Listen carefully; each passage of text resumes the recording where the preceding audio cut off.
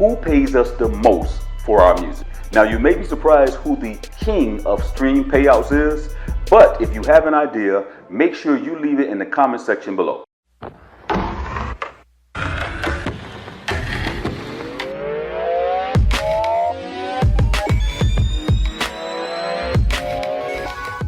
Peace and blessings, guys. My name is SG1 from the Grammy Award-winning team, The Peacemakers, and Music-Millionaires TV. Who's paying the most for your stream? Make sure you look down below, click the subscribe button, and then click the bell notification so that you can be notified when we put out new videos like this. And you'll find the link in the description below. Everyone knows as a producer, as an artist, as a musician, streams are the predominant way that people get our music. What most producers and musicians do not know is who pays the most. It's sort of a disadvantage to us because what we go by most of the time is the company that is the most popular. And so in this instant right now, Spotify is the reigning king to where everyone is uploading their music to get streams. However, does that mean that Spotify is paying you the most? At the end of the day, you can be as famous and as popular as you want to be, but if the money isn't coming in, none of it matters. Spotify. Now, Spotify is one of the most widely used platforms in the world.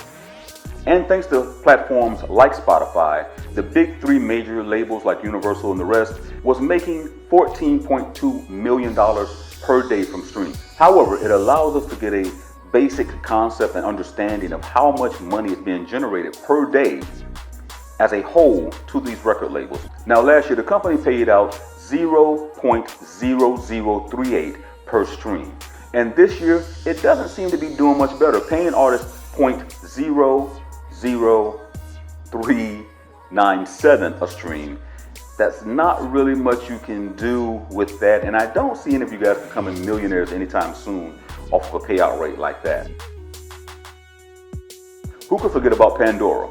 Now, last year, Pandora wasn't impressive at all, and this year, they're not really doing much better. But again, if you want to find out what they paid last year, make sure you stop by my channel to see what they were paying out in comparison to this year, which is a whopping, yes, Pandora is paying that much for your stream.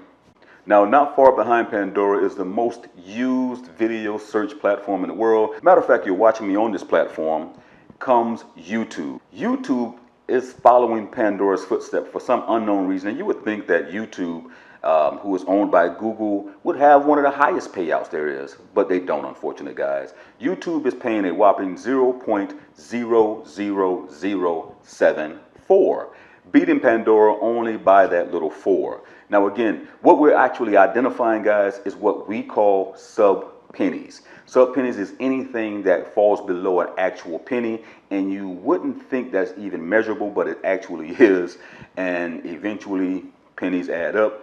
But in the case of YouTube, not really. Now, speaking of Google, let's talk about Google Play. Google Play is actually paying, drum roll, 0.0059, which is a lot better than actual YouTube is paying. But when you look at it, guys, it's actually half of a penny, and it's borderlining a little over a half with that 9 at the back of it. However, Google Play isn't far behind its sister company, YouTube. Now, well worth mentioning is Deezer. While Deezer is doing a lot better than they did last year, they're not really far behind Google Play, shelling out a whopping 0.00624 for each stream that it blasts on its platform. Again, you're not going to be making millions of dollars anytime soon with numbers like this, guys. Now, boasting a 16 million subscriber base comes in Amazon, one of the reigning leaders in everything it does, from Prime membership to most. Amazon has 16 million subscriber, guys, and Amazon is actually paying a little bit better than most, but not really, by paying you guys 0.0074 a stream. Now, we can't talk Amazon without talking Apple Music. And again, Apple's one of those platforms that's doing a little bit better than it was last year. However, if you put your music on Apple Music, you will be making a whopping 0.00783 a stream. Now, we can't talk about music streaming platforms without talking about the music mogul himself, Jay-Z and Beyonce's Tidal. Now, even though Tidal is being talked as a diminishing platform, and eventually people are predicting its demise. Tidal is actually one of the platforms, and maybe because it is ran by musicians, that actually pay more than all of the previous streams or platforms I've already talked about. Having last year paid more than most of the streaming platforms, Tidal has increased its music streaming revenue to producers and artists like ourselves by paying us 0.01284 a stream, which is a hell of a lot more, guys, than a lot of the other platforms are paying artists for their music. And it gives me hope that one day Tidal will be doing better and actually competing against corporations or platforms like Spotify. Now, last year, the reigning king of paying us more for our money was Napster, because Napster pays you 0.0162 a stream. So 90,000 streams would have made you the... This year, Napster's not necessarily the king, and it's sort of like a catch-22 to this, because Groove Music actually pays more than Napster.